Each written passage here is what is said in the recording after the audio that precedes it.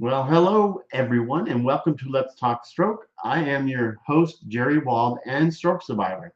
And for those of you that are new here, I started doing this show to bring awareness to stroke, TBI, aphasia, brain injury, and also to provide a platform for survivors to share their journeys from all across the world. And also, this morning, my guest is from over the pond, or we'll talk about it. He's from Scotland, Andy Dovey, and we want to welcome him and ask questions, make comments, and if you haven't subscribed, please subscribe to my YouTube channel. Let's Talk Stroke, and then we'll start right now, and let's bring on Andy. Hi, Jerry. Hi, everybody. Yeah, hello there. Nice to see you again. You too. But, Andy, well, let's just get right to start this out here. Your stroke, how long has it been? Crikey, yeah. In about a month's time, it will be 12 years. Wow, yeah, that time flies, doesn't it? It does. It Yeah. does. Well, But let's it's only when you look back, Jerry, that you realise how far you've come. Right. Yeah, I know exactly the feeling. You think you're not recovering fast enough, but you do your recovery. You're showing it on your YouTube channel. Yeah. Yeah. Yeah. Well, let's just rewind the clock and say, who's Andy? I look at my drum set here, and you were a professional drummer. Yeah. Before my stroke, as I say, about coming out for 12 years ago, I was a professional musician. I was a drummer. You can probably see I've got some studio stuff Yes. behind me. I still play around and do stuff, but not as much Good. as I like to do. Right. And then completely out of the blue, Jerry, I had an ischemic cerebellar stroke. Right. Were So there I any warning didn't. signs? No, No. no. I literally woke up one morning with a bang. I thought there was something had happened outside. A fence had blown down, or Sure. excuse me, something. And but I didn't know it at the time. It was the stroke. Right. Wow. So I sat bolt upright in bed, felt weird, and the room was just going around and around and around and around. And I felt sick, nauseous. I thought I need to get to the bathroom. So I went to get out of bed and just collapsed in a heap on the floor. Wow. I all I could do was crawl, and there was like this magnetic force and gravity pushing my head down to the left. Wow. So I could hardly bring my head up to see to see where I was crawling, and just thrashing around and hitting furniture and stuff. That woke my wife up. Right. And to cut a long story short, I ended up in hospital 6-7 hours later, and I just about remember getting to hospital. And then I came round, I didn't know it, but several days later, after having had brain surgery. Right. Basically, the stroke had swollen the back of my brain, my cerebellum, and that was pushing on the back of my skull and preventing the cerebrospinal fluid from draining out. Wow. So your skull is an enclosed system, and the cerebrospinal fluid is to cushion your brain so it doesn't hit against your skull when you move your head. Wow. What was happening to me was, because the fluid couldn't drain, I'm still producing the fluid, and it's slowly crushing my brain. Wow. So they had to do what they call cranial decompression, which is basically drilling a hole there, right there. Found it straight away. There's a hole there. It's just got skin over it. Right. And they cut out about a fist-sized part of my skull around the back, Wow. in order to give my brain room to swell into, Right. taking some of the skull out, and the drain hole here would drain out the fluid. Wow. With the hope that when the swelling went down, everything would go back to normal. How did you? Otherwise, they'd have to put what they call a stent in, which is like a bit of guttering, Right. Right. to drain the fluid from you down and out. Wow. had no idea that any of this stuff was going on, and it was only when I came round and I realised I was in a hospital ward and I got tubes coming out of everywhere. Right, right. I realised slowly what had happened. Wow, amazing. And We got a few people here, Jerry, I see, joining us. So a few good mornings. They must be this side of the pond. yeah, Sorry, your side of the pond. Sorry. yeah, I'd love to know where you're watching this. What, because you're in Scotland, I'm here in Texas, so it's about a 6-hour difference in time. Yeah, 4 o'clock in the afternoon here, just gone. Yeah. Yeah. Wow. Wow. So, but I'm guessing the good mornings are stateside. Yes. Yeah. And if yeah, so tell us where you're from and good morning. I don't want to. I see you all out here. Good morning, good afternoon to you guys, and appreciate it. And please ask questions. Love to know if it, so. Do you have any residual effects now? Yes, you do. Okay. I still walk with a stick, so my balance is still wonky. The vertigo has reduced over the years. Wow. But if I get fatigued, it's worse.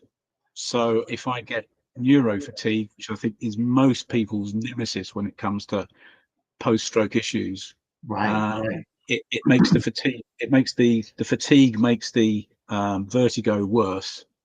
Right. And I have to really, as I'm sure you do, and lots of other people, I really have to pace myself. Right. Which makes life difficult because stuff has to be planned like a kind of military operation, Yeah, exactly. to ensure that you've got enough time to build up energy to do something and then recover from that energy expenditure. Right. So they're the two main things. I had some spasticity in my left hand. Right. Worked really, really hard with a stress ball and all the rest of it, so I can still drum a bit. Yeah, good for you. But the main thing is balance, fatigue, and walking. Right. Can you drive? I see Kevin here. As you can tell, there's nothing wrong with my speech. Yeah, you sound great. Have an accent, but as my wife said to the one of the consultants in hospital, who said to my wife, "How's your husband's speech doing?" And my wife said, "Shutting him up is the problem." Yeah, exactly. So I've got a question here. Did you or do you still have numbness in your limbs? I did, but I don't now. Right. That probably lasted 3-4 years and has just gradually disappeared. So I used to have a lot of numbness in my left side. Right. Can you drive? I see a quick. I'll pull it up here. There's a question from Kevin's asking, "Can you drive?" Yes. Luckily, yes. Funnily enough, my vertigo is better when I'm sitting down. Really? So, yeah, and I've got no idea why that is. So being in the car is actually fine. I only drive short distances because I don't want to go if I'm on my own, because I don't want to go too far and get fatigued and struggle to come back. Right. So when I have hospital appointments up in Edinburgh, which is about an hour and a half drive from here, I always go with my wife. I might drive for half an hour and then she takes over and all the rest of it. Right. We wouldn't go far further than our local town, which is about a 2-minute drive. Nice. I wouldn't go further than that on my own, just in case. Yeah. No seizures? Sorry? No seizures? No. No, I used to have them. And that was normally when I got overwhelmed. Yeah. So, for example, I remember on one occasion, my wife and I went into a cafe, and the first thing I was hit with was all this noise, just because of the hubbub and people chatting and kids running around, all the rest of it. Right. And the next thing I know is I'm about 20 yards down the road, and my wife's tapping me on the shoulder saying, "Are you all right? Are you all right?" Because I'd left and just gone there, but I had no memory of that at all. It was obviously just this overwhelming noise that my brain couldn't cope with, and I was off. Right. Mr. Chapman, he's a good day. We have a lot of people from Canada here too. Good. Yeah. Good. So yeah, you see so Jerry has the same kind of a lot of same symptoms as you. I wonder if Jerry had an ischemic, sorry, a cerebellar stroke or not, because I know the issues are very common with cerebellar strokes because the cerebellum basically controls our balance and motor skills. Right. Which is why the fast symptoms don't work. Right. And I appreciate all these questions. My face was fine, my arms were fine, my speech was fine. It was just the world was going crazy. Wow. Like if you make yourself dizzy by going around and around and around. Remember when you were a kid and used to make yourself dizzy? Oh yeah. And you'd fall to the ground and everything's spinning around. Lasts about 15 seconds and then it's gone. It was like that all the time. Wow. So Tara here says noise bother me. Yeah. How long did this last for you? I like things quiet. Yeah, I still do, Tara. I'm better with loud environments than I was. Sure. But it's still a struggle. What I notice is that if I'm in a loud environment, I can maybe cope, but then once I get home, I'm wiped out. Yeah. And I just need quiet. I just need nothing. Yeah. Oh, Totally another drum. Yes. Drum it for you. Do you need to start using earplugs more often? No, for the simple reason I've got an electronic kit now. so I can alter the volume. But if it was an acoustic kit, yes, I always used to wear earplugs, and I would still wear them now because it would be too much. Right. Exactly. Mark here said, "Do you have any vision deficits?" No, but funnily you should mention that, Mark, because I used to have. I had double vision. It's amazing. You forget so much. Yes. What happened, and then great questions like this make you realise. Yeah, I had, because of the swelling at the back of my skull. Right. I don't know if people are aware of this, but your occipital lobe, which looks after your eyesight, is at the back of your skull. Now you'd think it would be at the front, wouldn't you? Yeah. Right. So your vision is actually controlled by your occipital lobe at the back of your skull. Because I had swelling at the back, that made my eyes all wonky. And that took about a year. So I had double vision, both vertically and horizontally, for about a year. It gradually got better. I had to have prisms fitted to my spectacles. Yeah, that's what I was going to ask. No. Yeah. It's a nightmare trying to watch soccer on the TV, Jerry, when you can't see the ball. All you can see are blurry things running around. Right. Yeah, exactly. And in order to read, I had to wear an eye patch. Yes, yeah. And then I could read for 5 minutes with one eye, and that would get tired. And I then swap the eye patch over, read for another 5 minutes, and that was me for the day. Wow. But so I guess a key message for a lot of people watching, if you're 1, 2, 3, 4 years post-stroke, it can continue. You have to keep putting the work in, but it does. You will keep making improvements if you keep putting the work in. I spent probably a best part of a year or two on a treadmill.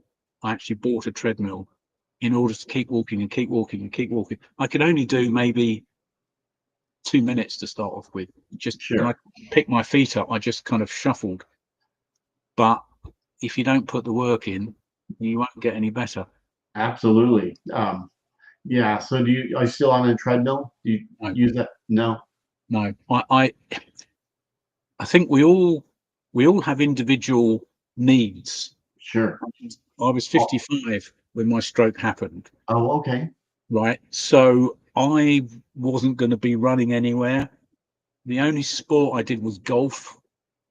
My sporting running around days were well behind me at age 55. Sure. So I didn't need to run. It was about mobility walking for me. Yeah. But had I been 20, 30 years younger, that would have been a different situation. So for me, I just wanted to be able to walk without barging into things and looking like I was drunk and all the rest of it. Sure. So once I'd reached that point with my treadmill, I donated it to the local fire brigade. Oh, good. So they could use it in their gym room because I didn't need it anymore. But if I wanted, more mobility, I would have kept doing it. Right. So Got some more questions in here, Jerry. let's see. Where are you guys? Thank you for doing this. I appreciate it. That's all right. So question here from our drum colleague: how much of your overall strength had you lost, and after all these years, how do you get it back if you did? That's a very good question. It is. I don't know how I would measure that. All I can say is that I can still lift and move stuff around, but luckily, because of my youth doing a lot of sports and a lot of drumming, I've got reasonably good upper body strength. Nice. The issue has been grip. Still is a little? Not a little bit. I would say my left hand is probably 80% of where it was. My right hand's fine. Right. But I remember sitting up in hospital and trying to pull the sheet up over me because I was a bit cold. And I couldn't grip the sheet. It kept falling out. It was like, what the hell's going on? You know. Right. But I couldn't pinch and hold. And I was thinking, how the hell am I going to hold a drumstick if I can't pull this sheet up? You know.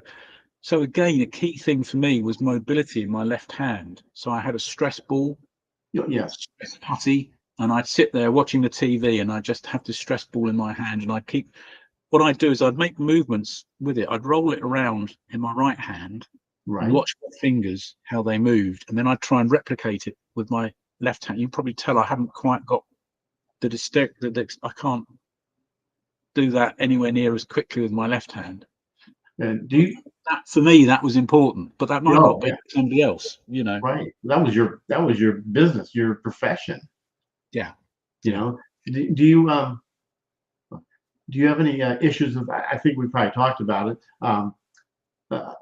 with, because I saw Lindora, she has a problem with, and I do too, have a problem with like large parties.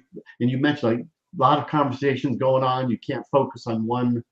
It's kind of funny what happens to stroke. Yeah, I had a situation. My eldest son got married. I've just got some notes here, so I have to look it up because of years. 2021, and my youngest son had got married a couple of years earlier, but that was just very, very small. It was just a few people and a meal and a registry office. Right. My oldest son had quite a big do, you know, marquee, and he's got a huge load of friends from the cricket club, and his wife plays hockey, so there's loads and loads of people there. And I look at the photos now of the wedding, and I don't remember them. Is that right? I don't remember being in those photos. But apparently, I was talking to people, and I talk to my son, and he'll say, "Oh yeah, I saw my mate Josh the other day. He sends his best." I said, "Who's Josh?" He said, "Well, you spent about 20 minutes talking with him at my wedding." Did I? I don't remember. No memory, because I think my brain just got overwhelmed, and it didn't register. Wow, very interesting. But what's fascinating to me, Jerry, is that over time you forget these things. Yeah. And it's only when people like you or the guys here ask questions, you go, "Oh yeah, God, I had double vision. I forgot that." Yeah. Exactly. Yeah. And I was going to ask a question, but I see Mr. Chapman asked that kind of the same thing. Do you have any problem with tremors? No, luckily, no. No epilepsy? No, not at all. Luckily. Wow, nice. Touch wood. Yes, exactly. But you do have the neurofatigue. Yeah, that is the worst thing for me personally. Right now, it's the whole. So, for example, I mentioned about my son's wedding. Right. Now, we're in Scotland. They're down in the south of England. It's about a 7-hour drive. Okay. So it was kind of like, I had a long conversation with my wife about it. We decided we'd go down there for a week because I'd need 2 days to get over the travel in order to get through the wedding, and then 2 days to recover from the wedding in order to be okay for the travel back. Yes, exactly. Otherwise, if I was normal, we'd have hopped on a plane, flown down there, done the wedding, stayed the night, flown back. no way could I do that, Wow. because Yeah. my brain fatigue, and it just wouldn't cope with it. Right. Right. Amazing. Kevin says, "Are you still able to golf now?" No, I've parked that one. Yeah. Wow. That's interesting. As Clint Eastwood said in the Dirty Harry movie, a man must know his limitations. Exactly. Exactly. Do you have any? Because I hear this all the time. I have this every. Any emotional issues with? Yeah. That's. I Yeah, know. That's. yeah. They again have got better, but I realise now that all of us who have had a stroke, it's not only is it physical trauma, it's mental and emotional trauma. Absolutely. And the physical stuff is obvious. Oh, I can't use my left hand. I can't. Oh, I can't walk. I'm all over the place. Yeah. And when the immediate aftermath, I think, of stroke is the focus is on all the physical stuff from our point of view and from the medic's point of view, because they want to get us up and mobile and out of hospital because Oh yeah. the bed's free for the next patient. But we also want to try and regain our lives. So Yeah. I remember being in the gym and trying to walk and upstairs and falling over in the gym and having to be propped up and all this kind of stuff.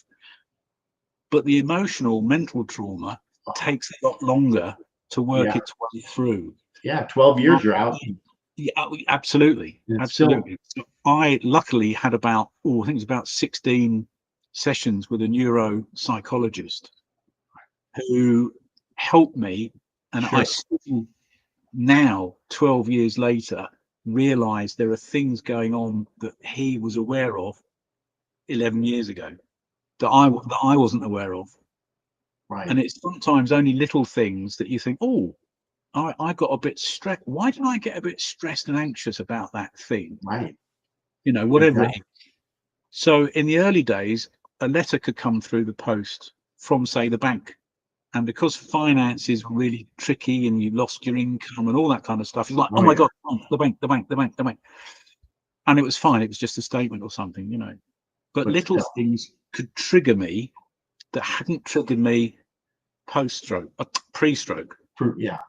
So I think you're right. And I think it's something that we all neglect because we don't fully understand. And the medics neglect because it's kind of like, well, you look okay, you can get around, you're Yeah. not incontinent, you can eat, you can make a cup of tea, bye. Yeah. They do. I know exactly. I mean, we're not prepared um, when we leave the hospital because no one really. I don't remember being talked to when I left the hospital or even during my recovery in the hospital. The mental, the emotional part of this, because it's a big, it's a Yeah, big deal.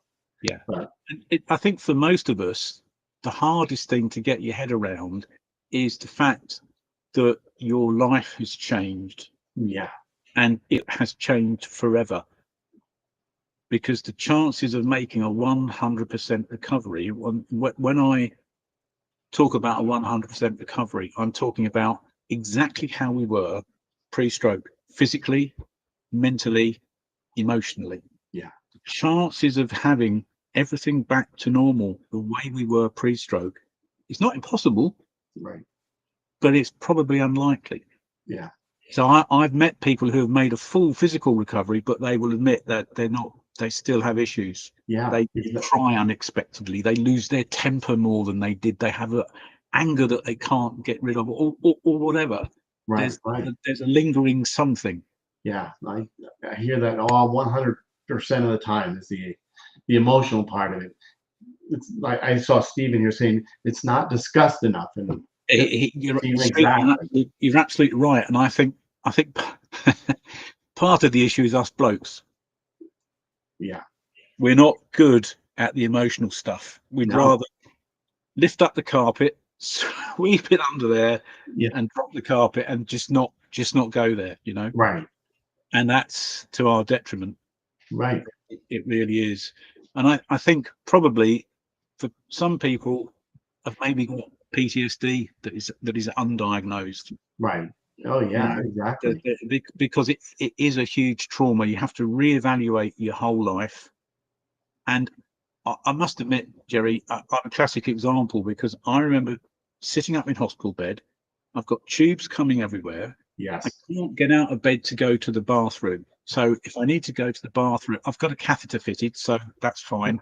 But if I need to go to the bathroom, I have to get two nurses to come and lift me out of bed, put me on a commode, wheel me to the bathroom. Yeah. And I'm sitting up in bed thinking, I'll be back at work in 6 weeks. I've got there's a few gigs coming up that I'm really looking forward to, and and the school term starts, so the teaching that I'm doing with kids, teaching them drums and stuff. Yeah, I'll be back doing that. Well, I still haven't. 12 years later, right? Right. Right.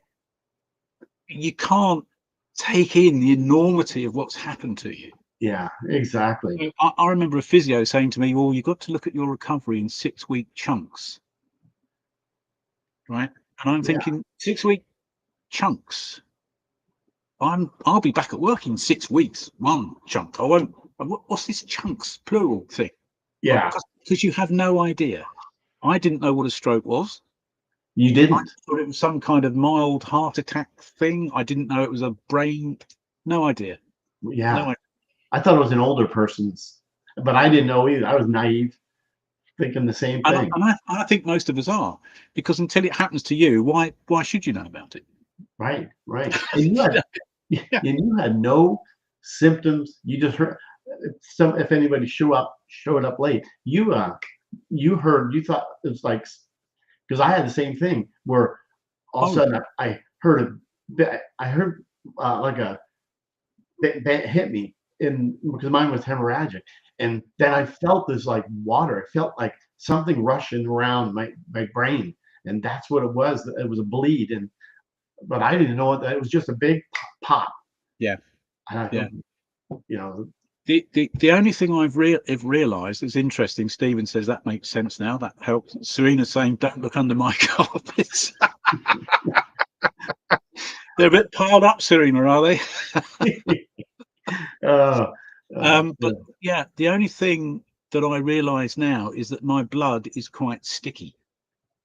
really, Now, what do you mean? for years I would go blood donating, Yes, and I'd go blood donating, and they put the needle in. They say pump. I'd pump away and pump away and pump sure, away, and then they'd say, "Oh, that's the cannula's clogged up. We'll try another one." I put another cannula in, pump away, pump away, pump away. Oh, it's clogged up again. We need to put the wide bore needle in. Is that okay? Yeah, whatever. Stick the wide bore needle in, pump away, pump away, pump away. It's coming, but it's really slow. Okay, okay. Nobody, this went on for years, right? To the extent that when I went blood donating, I'd say, "You'll need the wide bore needle," to the nurse, right? And of yeah, course, the nurses are different every time. So it'd be like, "Oh no, we don't need. No, we don't use." No. I said, "No, you'll need the wide bore needle. My blood will coagulate." wow, And they tried the normal one, and it coagulated. So, we need to get the wide bore needle. No point did anyone say to me, "Your blood's quite thick. Should you be on antiplatelet meds? Should you be on blood thinners? Go and see your doctor." yeah, So my main med now is clopidogrel, Plavix in the States, right, which prevents my platelets from sticking together. wow, The good news is my risk of a clot is minimized. The bad news is I cut myself slightly, I bleed forever. wow, I'd yeah, rather have that than a clot. yeah, oh, absolutely, wow, very Tara's interesting. saying here about the emotional side, we need to check on people, see how everyone is doing. Yeah, you're absolutely right, Tara.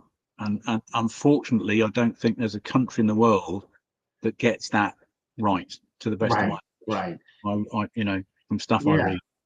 So Musang, how is I think maybe you meant how is regaining information or retaining? Okay, he's right. Retaining information when learning. Short It, term, it it's hit and miss, to be honest. I normally preface a conversation with my wife or my family by, "If I've told you this before, tell me." And it'll yeah, be, "Yeah, Dad, you said this. Yeah, we know," or whatever. yeah, Because I'm aware that I don't retain stuff, and I get confused. yes, So even now, I can be talking to my family, and they'll say something about when I had my stroke or in the early days, and I'll say, really? So yeah, don't you remember this? Definitely, No. no memory. And as I said, my eldest son got married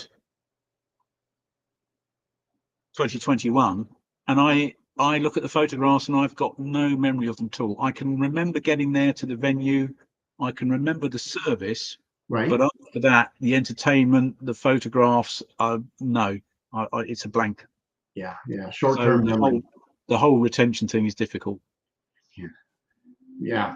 And, hey, Brad, any blood thinners? No, well,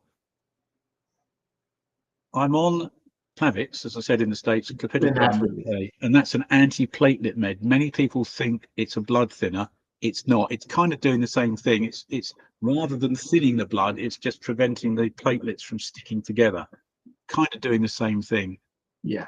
Yeah, You know, saying it's a yeah. short-term memory shot. Yeah, I'm with you. It is amazing all the donations you made for blood, and no one picked up on it. I think it's a question of their role is to take blood.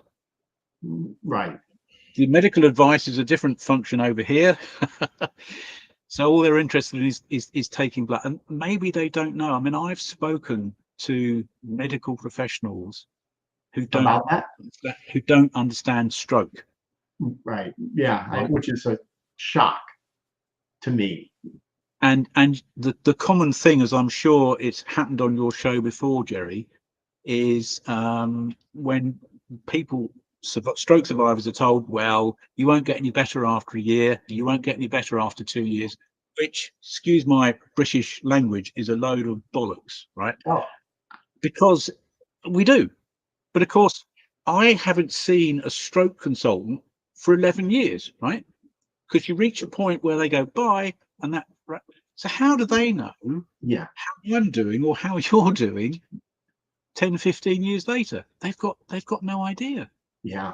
It is crazy what we go through. Statins. Mark's asked a question about statins. I was put on statins, and I was on them for about 2-3 years, and I started to get a lot of joint pain.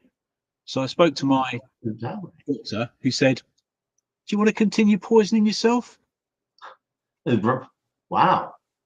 And I said, "No, not really." He said, "Don't take them then." Wow. Just wow. Luckily, my GP, my doctor, is an ex-surgeon, great Oh, South African, so he's really direct and to the point. what you want. Absolutely. But he's very he meditates every day, and he's tried to get me to meditate, and all the rest of it. And he's not on the statins page at all. He doesn't think they're helping. He'd much rather you try and do it a natural way. So when I had my stroke, I was sorry to talk English, but I was 18 and a half stone. I don't know how many that is in pounds. You can do the math. Sorry, maths. But I'm now 15 and a half stone. So I've lost about 3 stone. What's that? 314. So about 40 odd pounds. Wow. And if you do stuff naturally, I think it's a better thing. Right. Right. Doug says here, my platelets were sticky. They said from the beer I drank. That's funny. I thought alcohol made your blood thinner, Doug. But there you go. Oh my gosh, that's funny. Who knows? Who Yeah. knows? This is. Yeah, Brad said yes. Bollocks or BS. Absolutely, Brad. Yeah. And Yeah. that's what I think is important about what you're doing, Jerry, is helping real experience, lived experience, like me, yourself, and all these other guys, to get that message over. Because I do worry about people who are 1, 2, 3 years into their stroke experience, Right. Right. being told certain things that they will believe because it's somebody wearing a white coat with a stethoscope around their neck and whatever, Yeah. and isn't necessarily true. Yeah. I believe what they said. I'm sure if people hear that know I say it all the time. When I had a speech therapy, I think it was he told me, you're just a matter of time, you're going to lose your job. I said, no, I'm not going to lose my job. Well, he was right. And I've been told, I think you mentioned about plateau. You were a year after or 2 years after. This is the best you're going to be. I thought, this is it. This sucks. Thought the worst. The analogy Serena's just said here, 13 years post, have minor improvements still happening? Yeah, absolutely. And that, I think, is part of the issue that we face, is that normally, and the analogy I use is you have a broken leg, right? Right. And the specialist will say, you're going to be in a plaster cast for 3 weeks. You're then going to need physio for X number of weeks, whatever. And after that, you'll be walking around, playing soccer again, whatever. But there's a kind of set events, timelines, all the rest of it. Right. With stroke, because which part of the brain has been affected, right, and we don't, I saw it was a neuroscientist from MIT wow, being interviewed, and he said, we know more about the far side of the moon than we do the human brain. wow. This was a leading neuroscientist. Right. So you have to say he probably knows what he's talking about. Yeah, you think. Wow. But, so we have a stroke here or wherever, and that's different for everybody, because it could be a millimeter away from my stroke, to Serena's sake, could be a millimeter away, but could have a profound difference for right. both of us. And so from a medic's point of view, they can't really give us any prognosis. Right. I think the kind of safe bet for them is, well, once you reach a year, once you reach 2 years, that's you. That's it. That's not the case. Right. It's a bit self-prophesizing, isn't it? If you say to somebody, yeah, absolutely, you're going to be no better in a year, they'll reach a year and go, well, that's it then.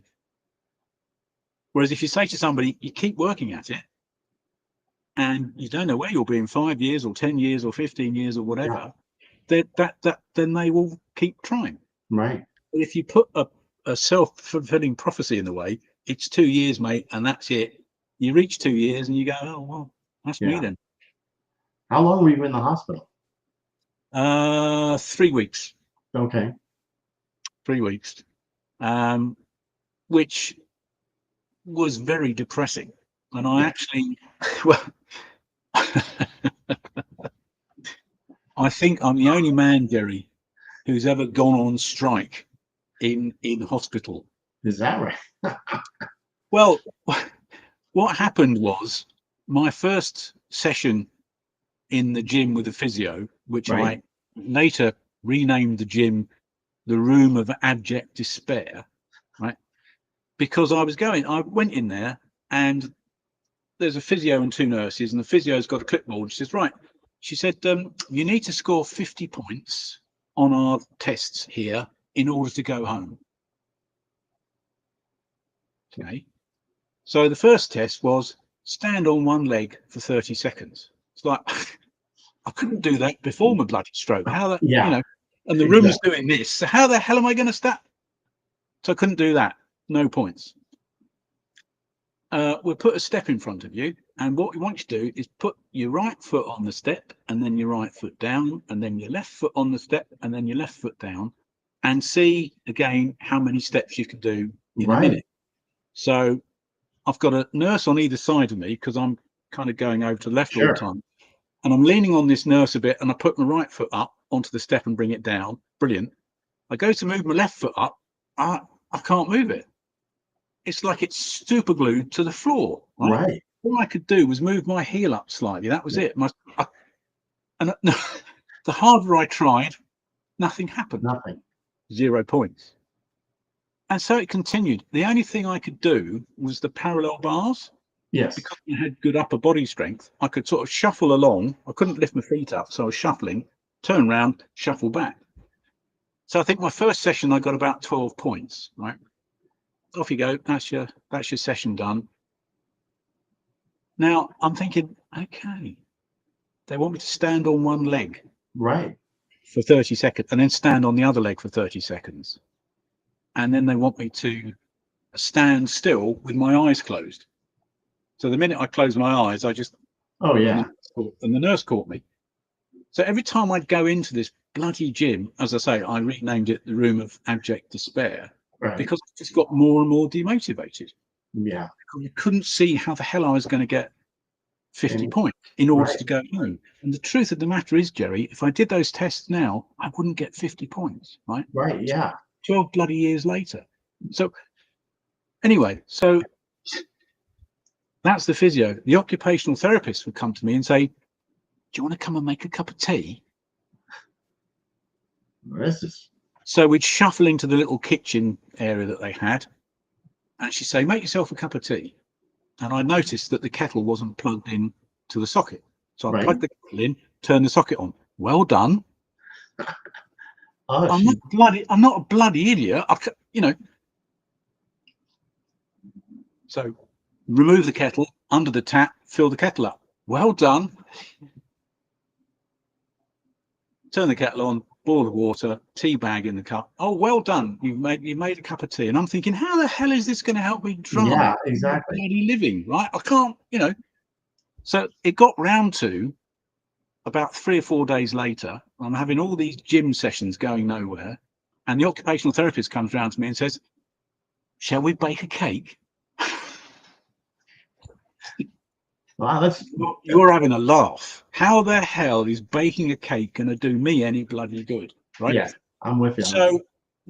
So then it was like the weekend. So it's like, we'll be round on Monday morning. So brilliant. So I lay in bed all weekend stewing. Oh, I bet. What is the point of all this? How am I going to get out of here? What the hell? You know. So Monday morning came, no sign of a physio, no sign of an occupational therapist. And that I probably, because of the brain damage and all of it, I just got really angry. And I'm not a person who gets angry at all. So the next day, the occupational therapist came round. What do you want to do today? So I'm lying in a fetal position, right? I said, I'm not doing anything, bugger off. And she went, oh. I said, look, I've been trying my best, got all these silly I can't score more than 25. How the hell am I going to get 50?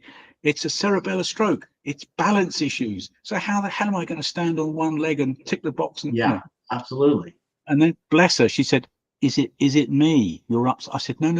Oh, wow. It's not you. It's the system. It's the process. Yeah. So she said, oh, well, we've got a staff meeting at 11. I'll mention it at the staff meeting to the consultants, because we don't see many cerebellar strokes. I said, no, my wife's done some research and she tells me that only about less than 3% of strokes are cerebellar strokes. No, I personally, I've never seen anyone with a cerebellar stroke before. I said, okay, fine. So half an hour later, a nurse came around and said, are you okay? I said, no, not really. And I explained it to her. She said, we've got a staff meeting at 11. I'll have a word. Oh, brilliant. And then 5 minutes later, a consultant came round. She said, how are you doing, Andy? I said, not good, not good. And I explained to him, he said, oh, we've got a staff meeting later. Okay. So they all had their staff meeting, and the OT came out and said, we've had a meeting. We've decided that you're a special case and you can go home. Wow, interesting. When? She said, today. So great. So if I hadn't gone on strike Yeah. and been a bit of an awkward bugger, I probably would have been in hospital longer. Yeah, interesting. Wow. But I effectively, I don't know what the word is, but I effectively made myself awkward, and they just See you later. That's interesting. Yeah, yeah. wow. Somebody saying here, system, blah. Yeah, absolutely. What kind of cake did you make? Serena, there's a funny story here. We didn't make a cake because, as I said, I went on strike. But a very good friend of mine who's a fantastic singer, he was one of the bands that I played in.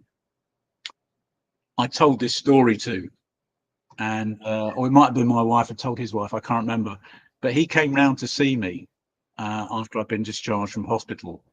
And he said, I've got a present for you, mate. I said, oh, great, Barry, thank you so much. What is it? And he handed it over. It was one of these Sara Lee baker cake, ready mix baker cake things. Oh I my can't God. tell you what I said to him because it's a bit rude. But anyway, Yeah, that's I didn't make a cake in the end, Serena, and I have no interest in making one. Eating it, yes. Making it, no. That is so funny. Yeah. That's a good good way. Serena, she's out there from Nova Scotia, Canada. Oh, cool. Good. Good. Nice. Yeah. So Where my favourite dog breed comes from, oh, Newfoundland. really? Newfies. Lovely dogs. Do you know the ones I mean? Huge, big dogs, and they're really good swimmers. They've got webbed paws and all the rest of it. Wow. You Lovely have dogs. one? No, Oh, no. I would love to have a dog, but my fear is that I wouldn't be mobile enough to exercise the dog, and that it would all land on my wife. And my wife's got enough on her plate as it is. yeah. So no. So luckily, the town that we live next to is very, very dog friendly. It was voted one of the most dog friendly places in the UK. Every cafe you go into has got a dog bowl outside. Yeah. There's dogs in. So we go out for coffee and we make friends with other people's dogs. Nice. Oh, that's awesome. That's so during your stroke, I talked about the many things, but have you lost any I mean friends or any people since the stroke? Absolutely. Yeah. It it didn't help. It didn't help moving from England to Scotland because coming back to the noise issues, Yes. uh, the south of England is very overpopulated, really, and there's a lot of noise going on generally. Even if you live in the countryside, you know that little country road that you live nearby might be used as a rat run for whatever reason to avoid, whatever. Right. And I'm an Anglo Scot. My mum was born in Scotland. My dad was born in England. So I've got relatives up here. And we always liked coming up here to visit. So we decided This is it. in 2016, so just 3 years after my stroke, that we'd move up here. It's cheaper, so Isn't your it? money goes further, and we're in a very, very quiet place. And for me, just not being able to sit in the garden Yeah. and not hear anything other than the tweeting of the birds and all the rest of it is bliss. Yes. I Sitting in bet. the garden down south, you'd hear traffic noise, road noise, plane noise, kids running around, whatever. Right. However rural you were, up here there's just nothing. Put it into context for you. If you wanted a McDonald's, it's a 30-minute drive. Wow. If you wanted a Costa coffee, 25-minute drive. Grocery store? That's fine. There's a supermarket about 5 minutes away, Okay. Yeah. but you can get parked easy and all the rest of it. But the town itself is full of independent shops. Okay. There's not any chains. There are all sort of mum and pop, as you would call it in the States, shops. So occasionally you'll go into town, you'll go to the baker's, and there'll be a note on the door saying, "Just pop to the pharmacy, be back in 10 minutes." It's lovely, Yeah. absolutely lovely, and everybody knows you, and you know everybody else. Yeah. Tara's saying she has left the clinic feeling defeated. Yeah, I Yeah. decided to let go of those feelings, or I'd be consumed, good days and bad. Yeah, absolutely, you're absolutely right, Tara.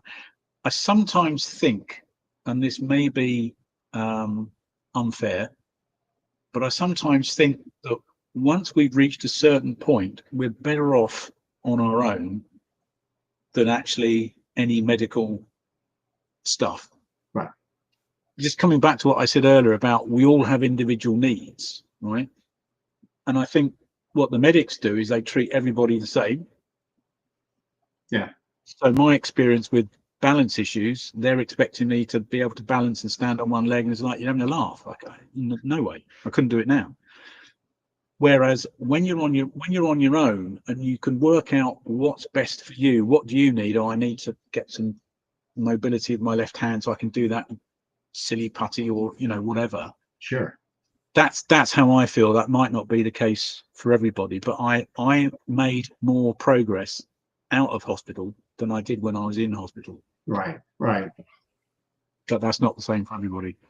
Right. That's Lindora says here, Tara, don't give up on yourself. Yeah, it's very easy. I think, I don't know what your experience has been, Jerry, but it's very easy to have expectations up here Right. which are unrealistic, and you get upset, demotivated because you're not progressing the way that you would like. Yeah. No. My feeling is, if I look back to how I was 6 months ago and ask the question, am I doing things now that I couldn't do 6 months ago?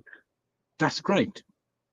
But I know when I had my stroke, if somebody had said to me, you need to think about much longer periods of time, I would have struggled to get that. Right. I wouldn't have understood, because I'd be, the longest I'd ever been off work prior to my stroke was 2 weeks with a bad back. Right. So this whole idea of years, Yeah, I know. no, that can't be right, surely.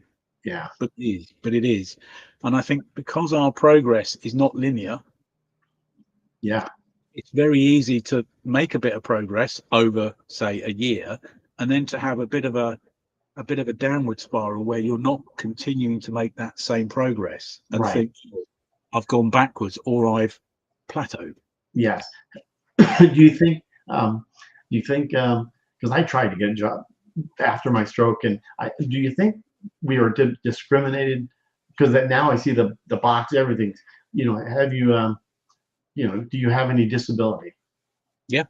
I mean, Yeah. Absolutely. And yeah. I think the average person struggles with that. Yeah. In terms of, I've met loads of people now say to me, oh, what, have you hurt your leg? No, why? Oh, were you walking with a stick? So I say, no, I had a stroke. Oh, will you speak okay? Yeah. So, because I think the average person's understanding of stroke is somebody who's slurring and maybe their mouth's to one side, or right. So the fact, and I was the same, didn't know what stroke was, Right. didn't know it was a brain injury, therefore didn't understand what does the brain do? Everything. Right. Right. Yeah, absolutely. So it could be something that's affected our autonomous nervous system, Yeah. right? The autonomous nervous system is the stuff that happens automatically. So when you're asleep, you're breathing, your heart's going, etc., etc. That's all the autonomous nervous system. So it could be something that's affected that. Now, again, it's just, sorry about this, Jerry. It's just come to me. I had hiccups for 3 days, constantly for 3 days in hospital. Wow. Yeah, and it drove me round the bend. But a consultant said to me, you got your hiccups? Yeah, I thought you might. So why is that then? Well, where your stroke was near your brainstem, which controls your autonomous nervous system. And yeah, hiccups are quite common. How interesting. Oh, didn't know that. So, we don't, as I say, we don't really understand the brain. So the fact that we have and I generally now say to people, I don't mention the word stroke. I say to people, I've got a brain injury, I've got brain damage. And they because I think that has a bit more impact than saying stroke. Because if you say to somebody, I have a brain injury, I have brain damage, they probably understand a bit more than if you say stroke, and they maybe don't know what stroke is, don't understand it. You don't look like you've had a stroke. So I don't know what I'm supposed to look like. Exactly. I normally say to people, ask me how I feel. Yeah. Yeah, exactly. But it's the usual thing, isn't it? Don't judge a book by its cover. Right. Exactly. But people do. Oh, you're looking well. Yeah. They don't, as you know, they don't understand the impact of it. And I understand that, because I didn't understand. Yeah. Until it happened to me, I didn't understand. Yeah. So I can't blame them. Yeah. And that's why I think things like this are important, because as well as helping other people, it's also helping them to spread the message about what stroke actually is. I have done so much research on the brain and how it works, what it does, and all the rest of it, which I was not interested in before. No. Simply because it's affected me and I want to understand it, which is very selfish, but that's how it is for all of us, I think. Right. And you're doing podcasts, aren't you? Yeah. Yeah, podcasts. And when I have the energy, I haven't done one for a couple of years, I think. But one of those things you get, for me anyway, I get interested in something and I'll go at it. I'll give it everything, and then Right. I'll collapse into a bloody heap Yeah. and not do anything for months, you Yeah. know. So Absolutely. I'm still learning to pace myself. Right. And you have your own website, and Well, that's it's funny how that worked. When I realized that I couldn't make a living with my music anymore, right. my wife said to me, why don't you think about doing something as a kind of charity thing?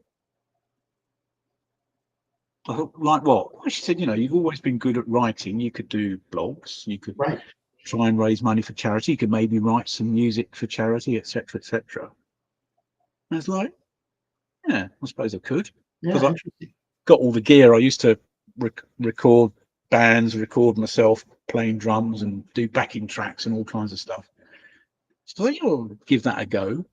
So that's how my website, Right. brainattackmusic.com, came Brain, about. brain Was attack. trying to raise awareness of stroke, Yeah. and also something as a kind of therapy, I suppose, for Yeah. me to do Absolutely. to do stuff. So I've still not finished it. I've got a lot of music. Oh, do you want to hear some? Yes. Let's hear it. I don't know how this will come over, but I'll just play Well, you a bit of what I've been working on. I can get my mouse working on my computer here. Here we go. I'm going to put you full screen so it's.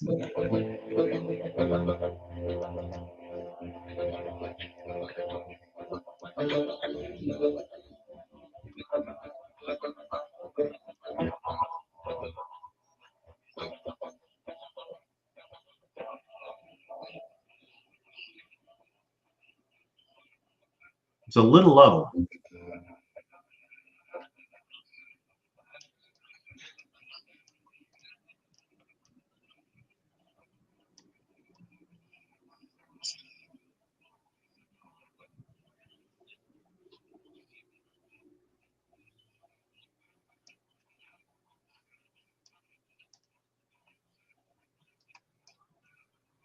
Can't quite hear.